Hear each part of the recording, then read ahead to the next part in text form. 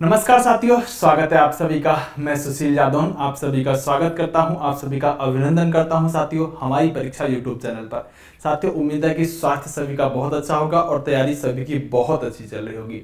और अगर आज भी तैयारी अच्छी नहीं चल रही है तो समझ लो कि आप सिलेक्शन से बहुत दूर जाने वाले हो। और अगर आप दिल्ली पुलिस की वर्दी को पहनने का सपना अपनी आंखों में पाल चुके हो तो आप सही वीडियो के पास आ चुके हो। ये वीडियो आपको 100% सफलता की तरफ लेकर जाएगी। इस वीडियो को देखने के बाद आप एक ही बात कहेंगे, हाँ सर, इस वीडियो से मुझे वह की पॉइंट मिल गया है जो मुझे सफल कराने का रास्ता सुनिश्चित करेगा।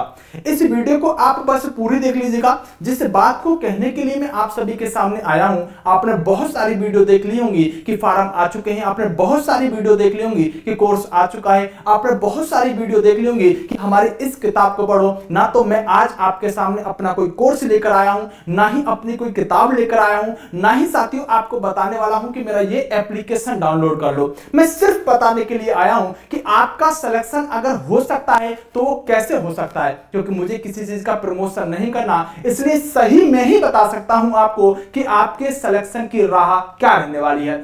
अगर दोस्तों दिल्ली पुलिस का सपना आपने पा लिया है तो ये लोगो देखकर आपके रगों में एक खून की धारा बहुत तेज दौड़ जानी चाहिए, क्योंकि ये आपका सपना है। क्या है? ये आपका सपना है। आपके दिमाग के अंदर ये लोगो छप जाना चाहिए। जहां आप पढ़ाई करते हो उस टेबल के सामने दीवार पर ये लोगो लगा हुआ होना चाहिए, अगर आपने सिर्फ और सिर्फ दिल्ली पुलिस का सपना पाल रखा है। दोस्तों, मैं बहुत सारे ऐसे बच्चों को जानता हूं जिन्होंने साथियों बात करें तो 2018 वाला पेपर दिया, 2020-21 में जो हुआ था वह भी पेपर दिया और आज भी वो पेपर देंगे। और उन्हीं की एक ही बात है कि सर दूसरा कोई फार्म ही नहीं भरना, अगर नौकरी करनी है तो दिल्ली पुलिस की करनी है, नौकरी करनी है तो दिल्ली पुलिस की करनी है। क्या इतनी खास नौकरी है सर ये? हाँ, अगर एनसीआर के क्षेत्र के बच्चों की बात करूं तो बहुत खास रहने वाली है साथियों दिल्ली पुलिस की नौकरी। अगर आप इसमें स्टार्टिंग से लगने की बात करेंगे ना तो 45 से 50 हजार कांस्टेबल का वेतन होता है। अगर मैं बात करूं चंडीगढ़ पुलिस अलावा चंडीगढ़ पुलिस आदि को छोड़कर, दिल्ली पुलिस केंद्र सरकार की एक ऐसी नौकरी है साथियों जिसमें आपको बहुत पेमेंट मिलता है। पेमेंट के साथ साथ वर्दी का रौब तो रहता ही रहता है। और अगर आप एनसीआर क्षेत्र के हैं तो आप साथियों जो आपका वीकेंड होता है उसमें आप घर भी जा सकते हैं और आप घर से अप डाउन भी कर सकते हैं, अगर आप दिल्ली के नजदीक हैं या आप हरियाणा से हैं या आप राजस्थान से हैं। लेकिन यह मतलब नहीं है कि इनके अलावा लोगों के लिए भर्ती अच्छी नहीं है, पुलिस अच्छी नहीं है। यह बहुत अच्छी है क्योंकि आपको राजधानी के अंदर रहने का मौका मिल रहा है। और राजधानी का मतलब है कि अगर आप जानते हैं कि हब मुखर्जी नगर जैसी जगह अगर वहां आपको नौकरी मिल रही है तो आप सीपीयू आदि की तैयारी भी कर सकते हैं। तो एक स्वर्णिम आपको अवसर मिलता है दिल्ली पुलिस के अंदर आगे की तैयारी करने का। इसलिए साथियों बहुत सारे बच्चों का सपना होता है दिल्ली पुलिस के अंदर लगने का। तो मैं कह रहा हूं कि अगर आप दिल्ली पुलिस के अंदर लगना चाहते हैं तो आप इस सही वीडियो पर आए हैं। आपने बहुत सारी जानकारी ले ली होगी, कोई औचित्य नहीं बनता इस जानकारी को देने का। मैं जहां पर आपको लेकर आने वाला हूं उस पर बहुत जल्दी आ जाएंगे। मैं जहां आपसे कहूं कि बेटा अब इस बात को ध्यान से सुनो, आपके सिलेक्शन में यह बात चार चांद लगाने वाली है, उस बात को ध्यान से सुनना। पहली बात साथियों, फॉर्म आ चुके हैं, बच्चा जानता है। 1/9 यानी कि फॉर्म स्टार्ट हो चुके हैं 1 सितंबर से और 30 तारीख 9वां महीना 2023 तक ये फॉर्म चलेंगे।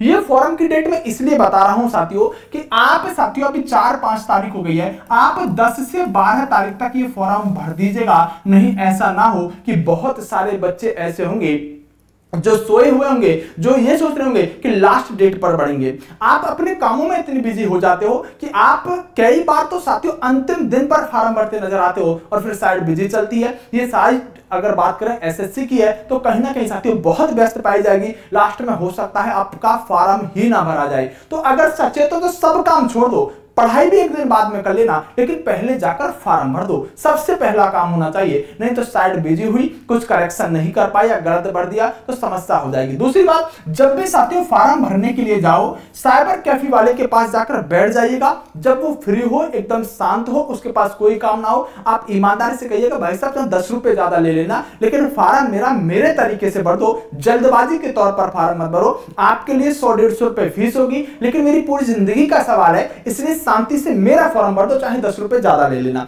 कोई समस्या नहीं है। और जो भी चीज करो ना सिस्टमेटिक तरीके से करो, जो आगे कोई समस्या आ ही ना। कभी आज 10-20 रुपए के पीछे पूरी जिंदगी और साल बर्बाद कर दो, उस बात का कोई औचित्य नहीं होता।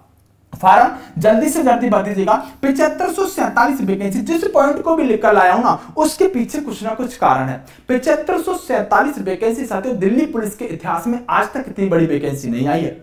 इतनी बड़ी वैकेंसी आज तक दिल्ली पुलिस के इतिहास में नहीं आई है। 7547 अपने आप में इतना बड़ा नंबर है साथियों कि इस बात का अंदाजा ऐसे लगाओ कि दिल्ली पुलिस, अगर हम कॉमनवेल्थ वाली भर्ती को छोड़ दें जो 2010-11 में हुई थी, उसके अलावा अगर हम बात करें तो दिल्ली पुलिस की जो वैकेंसी आती थी मात्र 500, मात्र 1000 वैकेंसी आती थी। 500 और 1000 के डिजिट नंबर पर दिल्ली पुलिस की भर्ती होती थी। सोचो 500 में भी बच्चे लगते होंगे, 1000 में भी बच्चे लगते होंगे, और वही बच्चे, उतने ही बच्चे लगभग तैयारी करते होंगे जितने आज करते हैं। और अब 7547 वैकेंसी, मैं कह रहा हूं इतना बड़ा नंबर है कि इस वीडियो का सबसे बड़ा मोटिवेशन ही आपका क्या होना चाहिए, 7547 ये नंबर मोटिवेशन होना चाहिए कि यार इतनी वैकेंसी में भी अगर नहीं लग पाया तो आखिरकार मैं कब लगूंगा, ये बात आपके दिल में आनी चाहिए। ये बहुत बड़ा नंबर है साथियों, इससे बड़ा नंबर आपको आपके जीवन में देखने के लिए नहीं मिलेगा दोस्तों।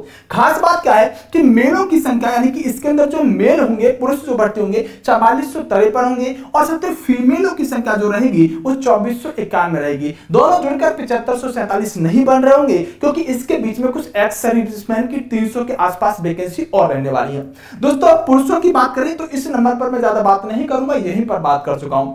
अगर महिलाओं की बात करूं तो दोस्तों अगर हम ग्रामीण क्षेत्र की बात करें या कहीं की भी बात करें, अक्सर कहा जाता है कि लड़कियों को पुलिस में भेजना सुरक्षित नहीं है, लेकिन मैं कहता हूं कि लड़कियों के लिए सबसे सुरक्षित पुलिस अगर कोई बनी है तो वो दिल्ली पुलिस बनी है। आज तक कोई कैजुअलिटी नहीं, नौकरी करने का बेताज अंदाज साथियों, नौकरी के अंदर बहुत सुरक्षा, कंफर्टेबल जोन में नौकरी करना, ऑफिस की नौकरी भी आप कर सकते हैं। महिलाओं के लिए दिल्ली पुलिस जैसी, दिल्ली पुलिस के अलावा कोई पुलिस बनी ही नहीं है, सबसे बेस्ट है साथियों दिल्ली पुलिस। आप कहेंगे सर कंपटीशन कितना रहता है, कोई कंपटीशन नहीं रहता, क्योंकि इसके अंदर जो फिजिकल है ना, उस फिजिकल में बहुत सारी फीमेल बाहर निकल जाती हैं।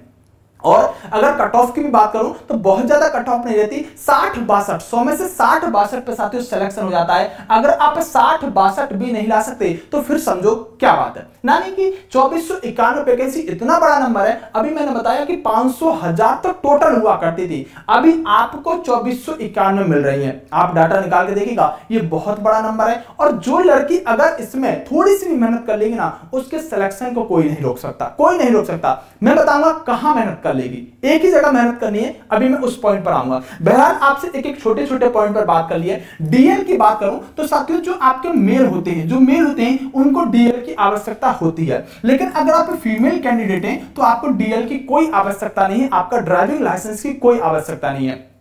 जो डीएल है साथियों वो आपको कायदे के अनुसार अगर देखें तो फॉर्म की अंतिम डेट तक आपके पास डीएल होना चाहिए, आपके पास डीएल होना चाहिए। लर्निंग नहीं चलेगा, लाइट मोटर व्हीकल, इसके अंदर आपके पास एलएमबी होना चाहिए। तो डीएल आपके साथियों फॉर्म की लास्ट डेट तक होना चाहिए, लेकिन जैसे आप फिजिकल के लिए जाओगे तो या फिर हम बात करें रिटर्न के टाइम आपसे ये यहां पर डीएल देखा जाता है, लेकिन कायदे के अनुसार आपके पास डीएल अभी होना चाहिए। नहीं भी है तब भी आप फॉर्म भर दीजिएगा और आप डीएल बनवा लीजिएगा, आपको मौका मिल जाएगा, ठीक है। लेकिन डीएल फीमेल को नहीं चाहिए, मेल कैंडिडेट को डीएल चाहिए। एग्जाम साथियों नवंबर में है या एग्जाम साथियों दिसंबर में है, एग्जाम नवंबर में है या एग्जाम दिसंबर में है, बहुत बड़ा कंफ्यूजन है, क्योंकि जो दिल्ली पुलिस का नोटिफिकेशन आया उसके अंदर डेट अभी दिसंबर देखने के लिए मिली है। लेकिन एसएससी का जो कैलेंडर है, एसएससी के कैलेंडर में 14 नवंबर डेट बताई गई है। मान लो कि आपका एग्जाम, अभी बताऊंगा दोनों में डेट क्या सही है साथियों। आप मान लो कि आपका एग्जाम 1 दिसंबर को होता है, या आप मान लो आपका एग्जाम 14 नवंबर को होता है। अगर आपको 15 दिन मिल भी रहे हैं तो कौन सी बड़ी बात है, आप अपना एग्जाम 14 नवंबर मान लो या 15 दिसंबर मान लो, इसमें कोई 6.5 महीने का डिफरेंस नहीं है, बहुत बड़ा गैप नहीं है। किसी भी डेट पर अगर एग्जाम होता है तो आपके पास 14-15 ही दिन मिल रहे हैं, वो कोई बड़ी बात नहीं है। वैसे एग्जाम जो रहने वाला है साथियों आपका नवंबर ही रहेगा, क्योंकि जो कैलेंडर बनाया जाता है ना, वो साथियों सारी की सारी कंडीशनों को देखकर बनाया जाता है कि किस कंडीशन के आधार पर हम कम कॉस्ट से एग्जाम को कराएंगे। जब कैलेंडर में आपका 14 नवंबर दिया है तो संभावना 100% 14 नवंबर की है।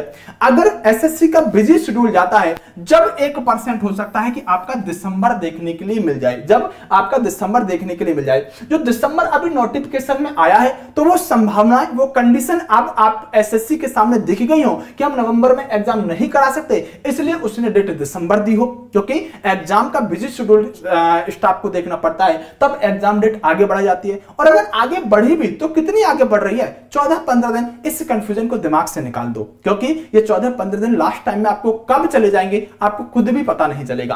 दोस्तों फोटो पर डेट होनी है या नहीं होनी, दोस्तों इस बात का जो सबसे बड़ा विवाद उठा है ना, ये साथियों जो आपकी अभी जो इससे पहले वैकेंसी थी ना, उससे विवादित ये मामला आया कि फोटो पर डेट होनी चाहिए या नहीं होनी चाहिए। वैसे तो अगर इन्होंने डेट मांगी भी थी ना, और बच्चे ने अगर नहीं भी डेट डाली थी, तब भी उसका फॉर्म रिजेक्ट नहीं हुआ था, मैं आपको बता रहा हूं। लेकिन इस बार फोटो पर डेट मांगी ही नहीं है, तो क्या सर हम अगर डेट भर देंगे, डेट डाल देंगे फोटो के नीचे नाम और डेट, तो क्या हमारा फॉर्म कैंसिल हो जाएगा? नहीं होगा। लेकिन अच्छी बात है कि आप डेट ना ही डालें, आपके लिए बेस्ट रहेगा। एक मुद्दा और है उम्र साथियों, इसमें पहले मात्र और मात्र 18 से 21 हुआ करती थी, 18 से 21।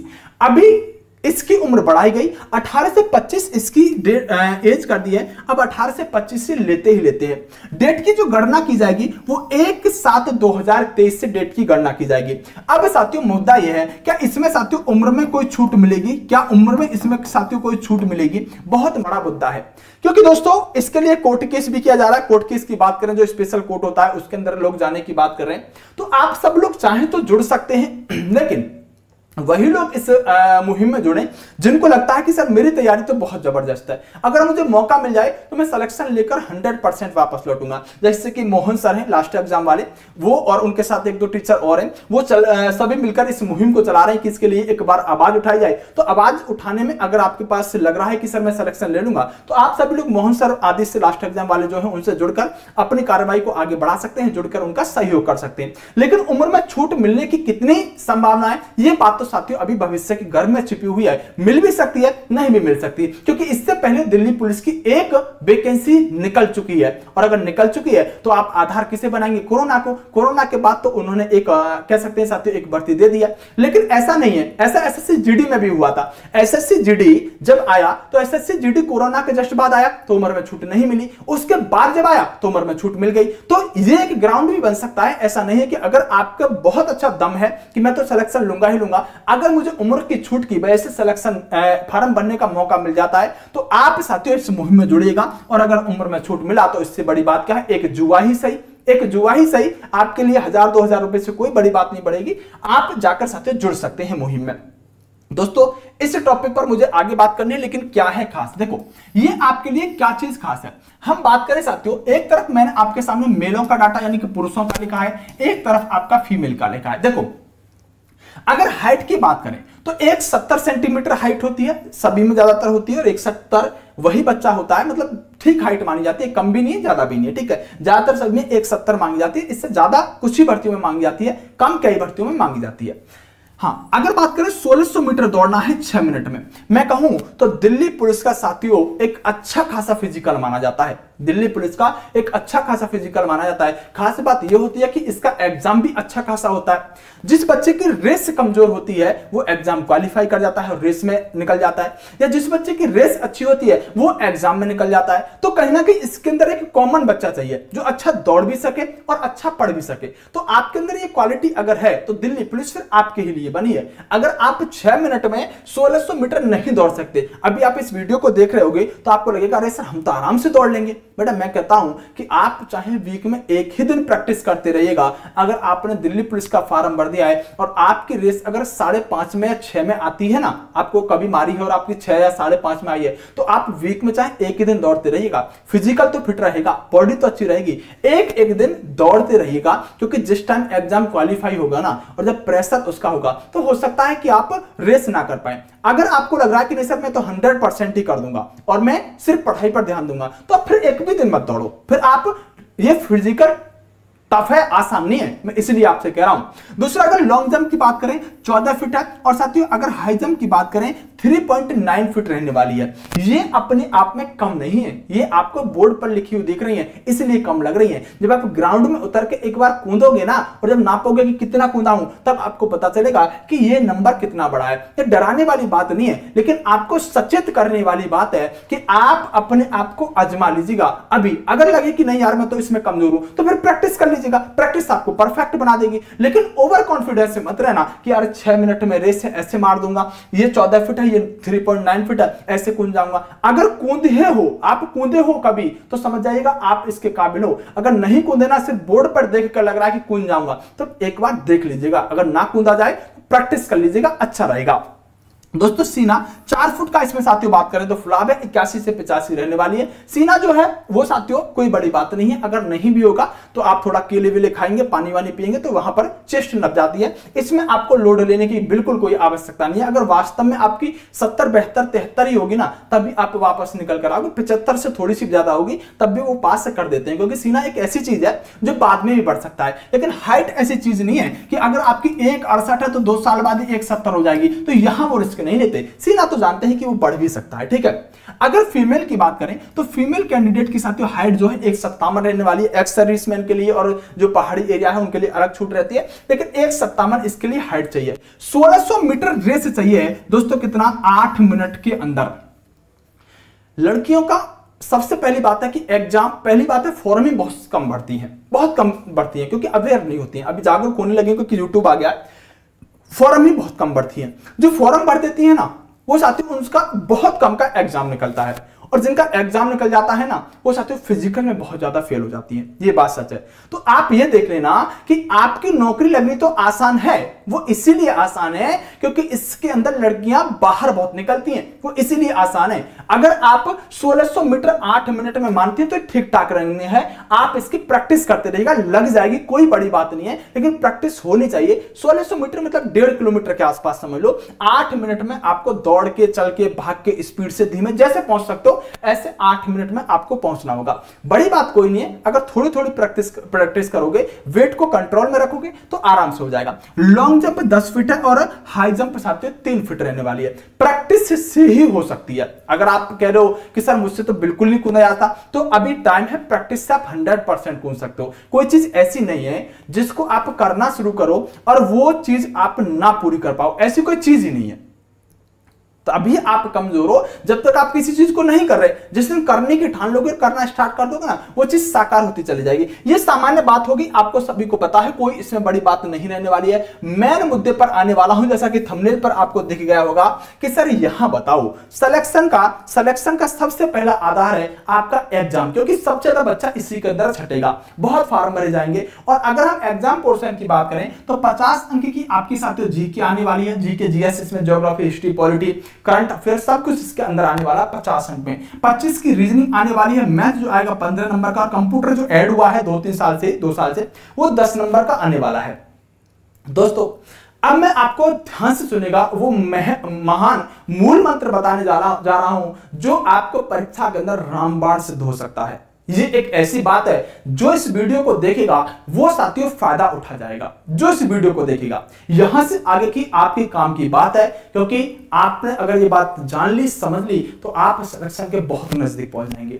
दोस्तों जब इस सिलेबस को बच्चा देखता है ना, तो उसे सबसे बड़ा पोर्शन दिखाई देता है 50 नंबर का जीके। और जीके अपने आप में बहुत वास्ट है, जिसकी कोई सीमा ही नहीं है। और बच्चा क्या सोचता है, क्या कहता है सिलेबस को देख के, इसमें तो जीके सिलेक्शन कराएगी। मैं कहता हूं आपको इसमें जीके ही सिलेक्शन से रुकवाएगी। बच्चा क्या कहता है कि इसमें तो जीके सिलेक्शन कराएगी, 50 अंक के, जिसने जीके अच्छी कर दी सिलेक्शन हो गया। मैं कह रहा हूं कि आपको जीके ही सिलेक्शन से रुकवाएगी जिस दिन आप पेपर दो।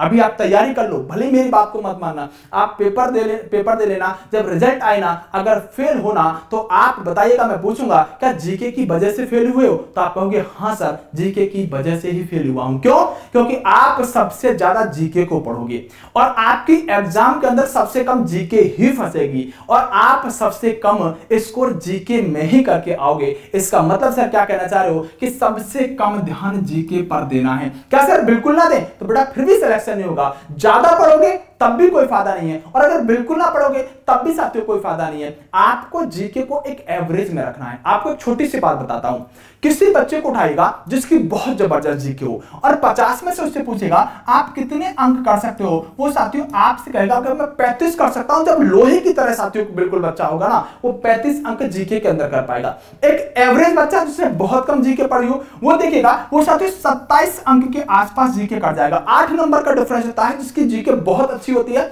और जो थोड़ा कमजोर होता है जीके में। जो एवरेज बच्चा होता है ना, वो साथियों 31-32 नंबर का जीके कर जाता है। एवरेज बच्चे में और एक अच्छे बच्चे में जीके में ज्यादा डिफरेंस नहीं पड़ पाता, मात्र 3-4 अंक का ही अंतर पड़ पाता है। ये खास बात होती है। इसका मतलब सर जीके जो है, उस जीके को अगर हम कम पढ़ें तो काम चल जाएगा, कम से काम नहीं चलेगा। अगर आप एवरेज में पढ़ते हो ना तो आपका सिलेक्शन हो जाएगा।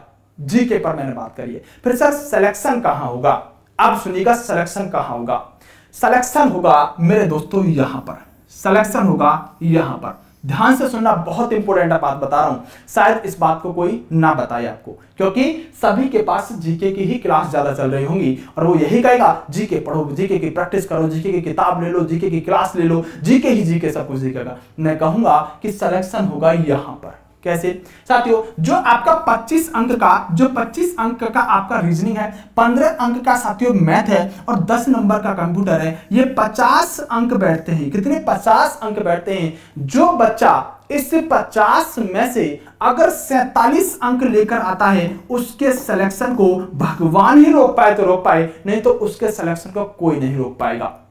मैं कहता हूं कि जो बच्चा इस 50 में अगर कोई भी बच्चा 45 से नीचे अंक लेकर आता है ना, 44, 42, 43, तो उसका सिलेक्शन नहीं होगा। सिलेक्शन होता है यहां पर। जो 47 से आसपास नंबर लेकर आया वो सिलेक्शन का प्रबल दावेदार है, और जो बच्चा 45 से कम चला गया ना, वो चाहे कितना भी जोर लगा ले, वो सिलेक्शन नहीं ले पाएगा साथियों। ये बिल्कुल सच्ची बात मैं आपको बता रहा हूं। फिर सिलेक्शन क्या हो रहा है? सिलेक्शन हो रहा है साथियों यहां 47 पर। और आप यहां कभी साथियों आप 40 नहीं कर सकते। आप 50 में से 40 भी नहीं कर सकते, 38 भी नहीं कर सकते, 35 पर भी पसीने छूट जाएंगे। टॉपर की बात छोड़ दो, आपको सिलेक्शन से मतलब है। आप 35 पर भी पसीने छूट जाएंगे आपके, तो फिर आप यहां पर आराम से 47 कर सकते हो। देखो, अगर मैं बात करूं साथियों रीजनिंग की, तो रीजनिंग 25 में से 25 की ठोक कराओ। क्यों? क्योंकि साथियों रीजनिंग एसएससी की जितनी इजी आती है ना, अगर आपका एक क्वेश्चन भी गलत हुआ ना तो वो आपकी गलती से गलत होगा।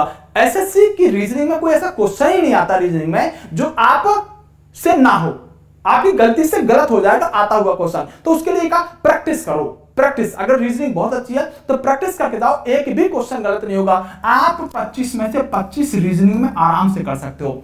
दोस्तों, मैथ देखने में लगता है कि सर मैथ तो मात्र 15 नंबर का है, क्या मैथ ही मेरा कमजोर है? बहुत सारे बच्चों का होता है मैथ ही कमजोर है। तो दोस्तों एक बात बताओ, 15 अंक का सिर्फ अर्थमेटिक आता है। एडवांस का एक क्वेश्चन आएगा जो सीधा फॉर्मूला बेस्ड होगा। कैसा? जो सीधा फॉर्मूला पर आधारित होगा। आप आराम से साथियों उस क्वेश्चन को कर सकते हैं। एडवांस का तो लेवल ही खत्म है। अर्थमेटिक का क्वेश्चन आता है, और अर्थमेटिक में ध्यान रखिएगा, अर्थमेटिक में क्वेश्चन टफ नहीं आएगा, अर्थमेटिक में कैलकुलेशन टफ आएगी। अगर हम पिछली बार के पेपरों को देखें तो कैलकुलेशन टफ आएगी, क्वेश्चन टफ नहीं आएगा। तो अब तो आपके पास मौका है, कैलकुलेशन कर लो। कैसे आएगी? जैसे कि आपको क्वेश्चन देगा कि एक व्यक्ति किसी काम को 2350 दिन में कर सकता है, दूसरा व्यक्ति साथियों उसी काम को 1332 दिन में कर सकता है। बताओ दोनों एक साथ कितने दिन में करेंगे? क्वेश्चन देखने में लग रहा है कि मैं 1 मिनट में कर दूंगा, लेकिन आपको एलसीएम लेने में ही पसीने छूट जाएंगे। एक ने 2350 दिन में किया, दूसरे ने 1332 दिन में किया, दोनों मिलकर एक साथ कितने दिन में करेंगे? ये देखने में बहुत आसान क्वेश्चन है, लेकिन आपके पास कैलकुलेशन नहीं हो पाएगी। तो मैं कह रहा हूं कि कैलकुलेशन पर काम कर लीजिएगा, जब भी जाकर साथियों आप कितने यहां पर 14 अंक कर पाओगे। 100%। अगर 14 नहीं कर पाए तो समझिएगा कि सभी के लिए पेपर कम है, या 13 कर लीजिएगा। 13-14 अंक होने चाहिए, तभी आप स्कोर तक पहुंच पाओगे। और साथियों कंप्यूटर में कोई बड़ी बात नहीं है। 8 से 9 क्वेश्चन आपको करना चाहिए। 8 से 9 क्वेश्चन आपको कंप्यूटर के अंदर करना चाहिए। कंप्यूटर के जो चैप्टर भी फिक्स हैं, वो आपसे कंप्यूटर में कोई यहां पर बीटेक नहीं करवा रहा है, या आपसे कंप्यूटर का सब्जेक्ट की पढ़ाई नहीं पूछ रहा। आपके सब्जेक्ट खोल कर दे रखे हैं, आप एक्सेल वगैरह भी पढ़ लोगे ना तो भी आप आराम से साथियों इसके अंदर स्कोर कर जाओगे, अगर उसके सिलेबस को पढ़ लोगे। कितना हो गया? 5 4 9 और 8 17 7, यानी कि 2 और 1 3 और 1 7, यानी कि हम कह सकते हैं साथियों आपके 47 अंक ऐसे बढ़ते हैं। अगर मान लो आप साथियों 1-2 अंक कम भी कर पाए, तो मैंने 47 का आंकड़ा लिया है, आप मान लो 46 भी इसके अंदर कर पाते हो ना, तो सिलेक्शन यही होगा, सिलेक्शन यही होगा। और मैं कह रहा हूं जिस भी लड़की ने साथियों जो 15 का मैथ है ना, जिसने भी साथियों 10 और 12 का मैथ कर दिया ना, वो सिलेक्शन लेकर जाएगी। सबसे ज्यादा लड़कियों का सिलेक्शन यहां करता है। वो 4 5 6 से ज्यादा मैथ ही नहीं कर पाती हैं। सिलेक्शन यही रुकता है लड़कियों का। आप किसी को बिठाइएगा, जीके कर लेती है, वो जीके अच्छी कर लेती है क्योंकि कट ऑफ कम रहती है, लेकिन मैथ में उनका स्कोर अच्छा नहीं रहता, सिलेक्शन यहां रुकता है। और लड़कों की बात करें तो सिलेक्शन उनका साथियों यहां रुकता है। इस पोर्शन को आप पढ़ो, लेकिन साथियों कम पढ़ो, उतना पढ़ो जो कि एवरेज बच्चे की रेंज में आ जाओ। क्योंकि आप क्या कर रहे होगे ना, आप दोस्तों इस टाइम अगर 10 घंटे पढ़ाई कर रहे होगे ना, तो उसमें से 6 या 7 घंटे जीके को पढ़ रहे होगे। मैं कह रहा हूं कि आप अगर 10 घंटे पढ़ाई कर रहे हो ना, तो आप 5 घंटे जीके को पढ़ो और 6 घंटे साथियों इस सब्जेक्ट को पढ़ो। यहां स्कोर करना आसान है क्योंकि ये बहुत बड़ा सिलेबस ही नहीं है यार। जी रीजनिंग तो आपको आती है, मैथ थोड़ा बहुत आपको आता है, कंप्यूटर आपको ज्यादा बड़ा सिलेबस है नहीं, तो यहां सिलेक्शन लेना आसान और स्कोर भी करना आसान है। जीके आप कितनी भी पढ़ लीजिएगा, जीके साथियों आप अच्छा स्कोर कभी नहीं कर पाओगे। मैं खुद जीके पढ़ाता हूं, फिर मैं इस बात को कह रहा हूं कि बेटा सिलेक्शन होता है यहां से सिलेक्शन नहीं होता। और बच्चे को देख कर लगता है कि सिलेक्शन तो जीके कराएगी। मैं कह रहा हूं बेटा सिलेक्शन जीके ही रुकवाएगी आपका। आप एवरेज स्टूडेंट बने रहो, ज्यादा इसमें अपने आप को अव्वल दर्जे का सिद्ध मत करो। आप एवरेज बने रहे, सिलेक्शन ले जाओगे। अब देख लो, अगर इसमें आपने 47 कर दिए, 31 मान लो आपने कर दिए, कितना हो गया, 8 हो गया, और ये कितना हो गया, 78। 31 वहां कर दिए, 47 हो गए 78, आप 100% सिलेक्शन ले जाओगे, 100% सिलेक्शन ले जाओगे। तो अब आप पर डिपेंड करता है कि आप जीके पर फिदा होकर बेहोश होते हो, या साथियों आप स्मार्ट वर्क करते हुए यहां पर ये स्कोर कर जाते हो इन 3 सब्जेक्ट में। मैं कह चुका हूं, जो 45 से नीचे कर रहेगा ना, वो सिलेक्शन से बहुत दूर चला जाएगा। अब उसका नसीब ही ऐसा हो कि जीके में बहुत अच्छा कर जाए तो एक अलग बात है, लेकिन आप इससे नीचे मत आ जाना, सिलेक्शन बहुत दूर चला जाएगा। जब इसमें कंप्यूटर नहीं था ना, जब साथियों आपकी 35 की रीजनिंग होती थी, तब भी ये फॉर्मूला काम करता था कि जो भी 48-47 कर रहा है ना इन दोनों पोर्शन में, मैथ में और रीजनिंग में, 50 अंक आते थे उस टाइम पर, वो सिलेक्शन ले जाता था। बहरहाल साथियों आपके ऊपर डिपेंड करता है कि आप किस तरह से बढ़ते हैं आगे। ये दिल्ली पुलिस का साथियों क्या है, जो लोगो है, ये आपके दिल में अगर बस रहा है, आपने अगर जान लिया है, ठान लिया और सही दिशा में अगर आप तैयारी कर रहे हो, तो आपके सिलेक्शन को कोई नहीं रोक सकता। जय हिंद दोस्तों, चैनल को सब्सक्राइब करें, लाइक करना चाहें लाइक कर दें, सब्सक्राइब करना चाहें कर सकते हैं, आपके ऊपर डिपेंड है। जय हिंद साथियों, आप बताइएगा आपकी तैयारी कैसी चल रही है, आपको क्या इस वीडियो के अंदर खास लगा, आप जरूर कमेंट करिएगा, मैं आपके कमेंट का रिप्लाई करूंगा। बेस्ट ऑफ लक, जय हिंद, नमस्कार दोस्तों।